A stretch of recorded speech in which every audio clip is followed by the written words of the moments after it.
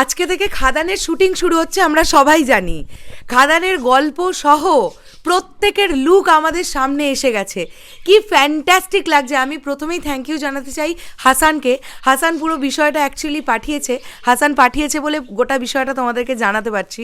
আমি ডেফিনেটলি এখানে একটা ছবি তোমরা দেখতে পাচ্ছ, আমি ভিডিওর মধ্যে অ্যাটাচ করলাম।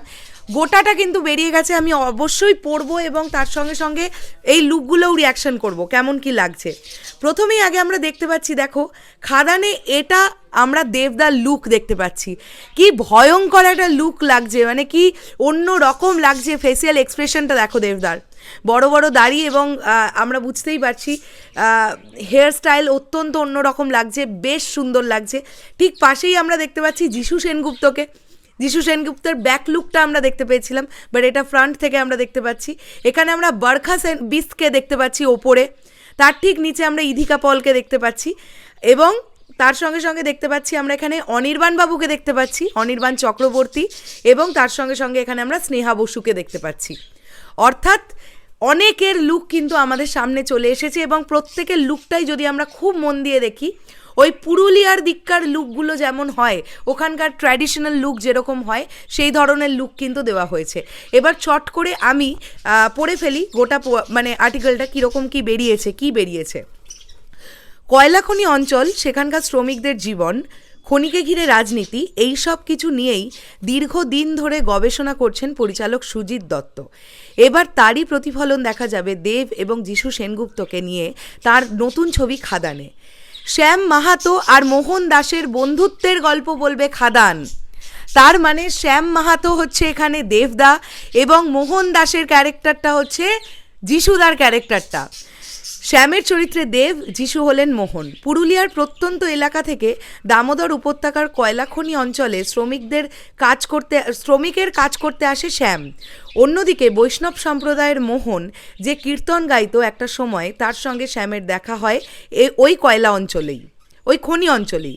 তাদের উত্থান, বন্ধুত্বের হিসেব নিকেশ কোন খাতে বয় তা নিয়েই এগোবে ছবির গল্প।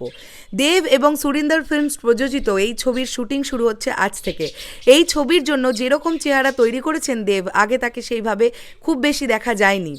এ প্রসঙ্গে অভিনেতা বলেন, নতুন পরিচালকদের সঙ্গে কাজ করতে সবসময় ভালো লাগে। গল্পটা শুনেই খুব ভালো লেগেছিল আমার, তখনই ঠিক করে ফেলেছিলাম ছবিটা করব। চরিত্রটার জন্য বিশেষ প্রস্তুতি নিচ্ছি। আরও আনন্দের ব্যাপার, যিশুদার সঙ্গে পুরোপুরি একটা ছবিতে কাজ করতে পারবো এখানে, যেটা আমার অনেক দিনের ইচ্ছে ছিল। প্রায় একই সুর শোনা গেল যিশুর কণ্ঠেও। খাদানের প্রস্তাবে তার হ্যাঁ বলার অন্যতম কারণ দেবই, জানালেন যিশু। প্রথমত গল্পটা খুব অন্যরকম, আমাদের দুজনের চেয়েও বড় হিরো এখানে গল্প। দ্বিতীয়ত দেব আমার ভাইয়ের মতো, আর এটা শুধু আমি বলার জন্য বলছি না, আগেও ওর সঙ্গে কাজ করেছি, কিন্তু পুরোদত্তর কোনো ছবিতে এই কাজ প্রথম। ইদানিং সিনেমা হলে দর্শক টানার একটা উপায় হলো ছবিতে একাধিক নায়কের উপস্থিতি। সেই ট্রেন্ড কি ফের শুরু হলো বাংলাতেও? যিশু বলেন, হিরো নই, আমি নিজেকে অভিনেতা বলতে বেশি পছন্দ করি। কাজেই অন্য অভিনেতার স্ক্রিন স্পেস খেয়ে নেওয়ার ধারণায় আমি অন্তত বিশ্বাসী নই। এ নিয়ে আমার কোনো নিরাপত্তাহীনতাও নেই।